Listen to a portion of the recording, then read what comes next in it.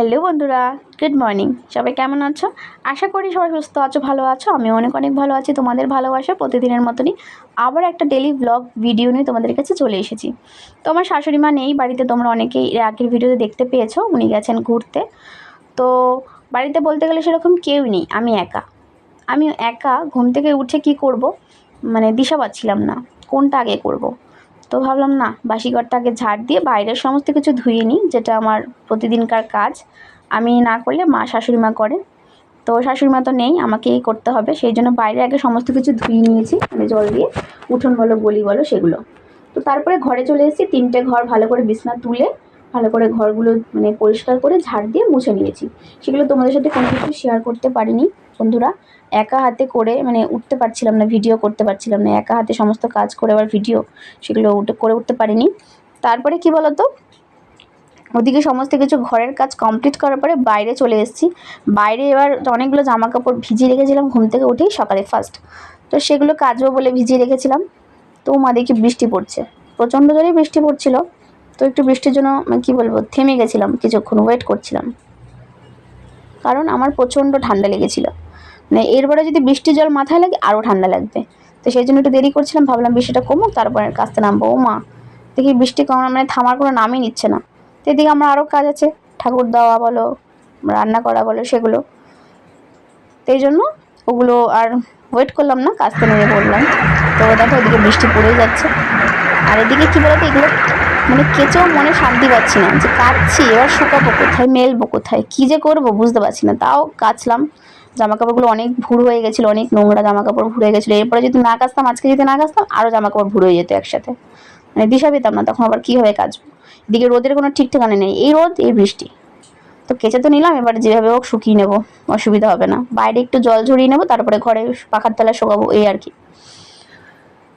তো বলতে বলতে দেখো আমার দিয়ে কাছাকাছি কমপ্লিট। এবার চলে এসেছি ঘরে, ভালো করে সিঁদুর টিঁদুর পরে। এবার ঠাকুরের একটা ফটো আছে আমার ঘরে, রাধাকৃষ্ণের। এই ফটোটাতে একটা মালা দেবো। তো মাঝে মধ্যেই দিই, 2 দিন পর পরই দিই মালা। আর এই ফটোটাতে মালা দিতে গেলে আমার বিছনার উপরে দাঁড়িয়ে মালাটা দিতে হয়, কিছু করার নেই। আমার ঘর অনেকটাই ছোট, আর এরকম প্যাসেজটা মানে রাখা মালাটা, এছাড়া অন্য প্যাসেজ যদি রাখা যায় না, মানে এই দেয়ালটা যদি রাখা যায়, আমাকে টুলের উপর দাঁড়িয়ে আমি লাগুর পাবো না, এরকম একটা ব্যাপার। তো সেই জন্যই বিছানার উপর দাঁড়িয়ে মালাটা দিই, অসুবিধা হয় না খুব একটা। শুধু মালাই তো দিই, আর কিছু না। তারপরে দেখো উপরে চলে এসেছি। উপরে দেখো এখন বৃষ্টি নেই, এখন কি সুন্দর মানে আকাশ। আবার একটু করে বৃষ্টি নেমেছিল, কিন্তু সেগুলো আবার তুলে আবার ঘরে মেলে দিয়েছি। সেগুলো তোমার সাথে শেয়ার করতে পারিনি, মানে দৌড়ে লাফিয়ে চাপিয়ে উঠে ছাদে উঠে তারপরে আবার সমস্ত কিছু মানে এখান থেকে নিয়ে আবার ঘরে মেলে দিয়েছিলাম। আবার কিছু কিছু আমার ঘরেও মেলে দিয়েছিলাম। এখন আবার কি সুন্দর ওয়েদার তোমরা দেখতে পাচ্ছ। তো সমস্ত কিছু ভালো করে উপরে মেলে দেবো জামা কাপড়গুলো। তারপরে ঠাকুর পুজো দিতে বসবো। আর ঠাকুর পুজো দিতে বসে অনেকক্ষণ টাইম লেগেছিল, তারপরে আবার নিচে চলে গেছিলাম। নিচে গিয়ে রান্না বাকি ছিল, মানে কি যে করব একা হাতে বুঝে উঠতে পারছিলাম না। একদিকে বাবু চলে আসবে, সময় মতন যদি রান্না না করে খেতে দিই তাহলে কিরকম লাগবে। তো এই জন্য দেখো উপরে চলে এসেছি পুজো দিতে।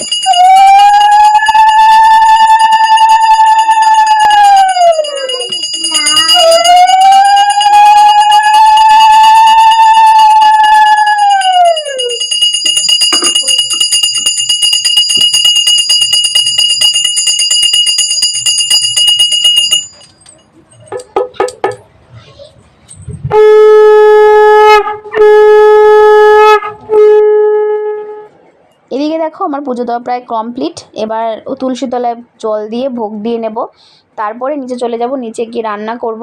তো পুজো দিচ্ছিলাম আর ভাবছিলাম যে কি রান্না করব, একেতেই সময় কম, বাবু চলে আসবে, তাকে খেতে দিতে হবে। তো কি রান্না করব, আর সেরকম তো খাওয়ার লোকও নেই, তো ডাল ভাজা আর ভাত করে নেব এই ভাবছিলাম। তো নিচে গিয়ে সেরকমই ডাল করেছি, 3 রকম ভাজা করেছিলাম, আর ভাত করেছিলাম, সেরকম কিছু করিনি। তো দেখো নিচে গিয়ে রান্না আমার কমপ্লিট। এদিকে বাবুও চলে এসেছে স্নান করে, বাবুকে খেতে দিয়ে নেবো। এদিকে ডাল করেছি দেখো, আর এদিকে 3 রকমের ভাজা করেছি। এদিকে স্যালাড কেটেছি, একটু শসা টমেটো আর লেবু। তো এই দিয়ে আছে দুপুরের মেনু, খাওয়া দাওয়া করে নেবো। সেরকম কেউ নেই, বাবু আমি আর অন্না। তো তার মধ্যে জানো আমার কী হয়েছে, আবার হাত কেটে গেছে, মানে কি বলবো, কাজের ওপর আরও মানে কাজ, বাড়ন্ত কাজ। কোনো দরকার ছিল হাতটা কাটার, কী যে মানে কি এমনি সময় এরকম হয় না, আজকে কি হলো হঠাৎ হাতটা কেটে গেল। আর এমন জায়গাটায় কেটেছে না, মাথাটা একদম আঙুলের মাথাটায়, মানে অনেকটা রক্ত পড়েছে আর হয়ে গেছে অনেকটা। আর কাজের হাত, বুঝতেই পারছো কী যে অসুবিধা হচ্ছে, মানে না বাসন মাজতে পারছি ঠিক মতো, না কোনো কিছু ধরতে পারছি। বাবু মেখে দিয়েছে, আমি ভাত চামচ দিয়ে খেয়েছি। কি করব, কিছু তো করার নেই। এইভাবেই করতে হবে, এভাবেই খেতে হবে, এভাবেই চলতে হবে। তো দেখো এবার সন্ধ্যাবেলার ভিডিওটা, মানে ঘুমিয়েছিলাম খাওয়া দাওয়ার পরে সবাই। তো আমার আর ঘুম কোথায়, আমি দুপুরবেলা শুয়ে শুয়ে এডিটিং করি, ঘুমাতে আর পারি না এখন আগের মতন। আগে যেমন দুপুরবেলা না ঘুমালেই হতো না, এখন আবার ওই টাইমটা এডিটিং করতে হয়, ফোনের কাজ করতে হয় ভিডিওর। তো যাই হোক, সন্ধ্যেবেলা মেয়েকে রেডি করে নিয়েছি, দুধ খাইয়ে নিয়েছি, তার আগে রেডি করে নিয়েছি। আবার পড়তে যাবে আন্টি বাড়িতে, তোকে দিয়ে আসবো। মেয়ের অন্যার আবার মানে সোমবার থেকে পরীক্ষা, তো সেই জন্য আন্টি দুবেলা করে একটু পড়াচ্ছে। আর ওকে দুধ খাওয়ানোর পরে এখন একটু রেডি করে জল খাইয়ে নিয়েছি। এদিকে দেখো মানে কী যে অসুবিধা হচ্ছে, কোনো কিছু নিয়ে ঠিক মতন ধরতে পারছি। এদিকে গামছা ছেঁড়াটা ভাবছি খুলে দেবো, কেন সঙ্গে সঙ্গে তখন বেঁধেছিল, না পেয়ে কিছু। তো যাই হোক, এবার মেয়েকে পড়তে দিয়ে আসবো। তার মধ্যে পড়তে দিয়ে আসার সময় কি বলতো, বাইরে দেখি ঝমঝমিয়ে বৃষ্টি, বেরাতেও পাচ্ছিলাম না। তো আজকের মতন ভিডিওটা এইটুখানি। ভালো লাগলে প্লিজ আমার চ্যানেলটা লাইক শেয়ার সাবস্ক্রাইব করে দিও। আজকের মতন টাটা, গুড নাইট, সবাই ভালো থেকো, সুস্থ থেকো। আবার নিয়ে আসবো তোমাদের জন্য একটা নতুন ভিডিও। ততক্ষণ গুড বাই।